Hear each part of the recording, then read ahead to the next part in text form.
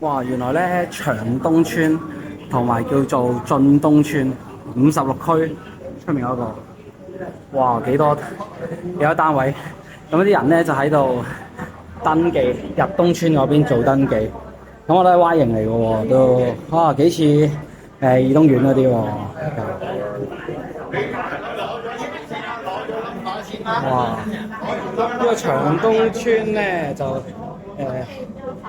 哇35平方米。咁呢一個咧就係19區嘅資料嚟㗎嚇，250區30平方米，大概321尺。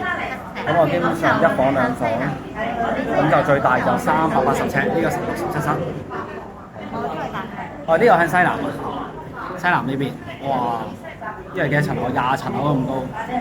哇！咦幾靚喎！呢棟係咪喺學校啊？呢度中間。哦，咁呢度咧就應該望翻去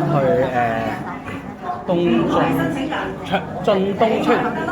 哇！咁咧呢個長東村咧total 有5棟嘅喎，原來共用5棟。咁啊最近東環就第5座，叫做長耀樓。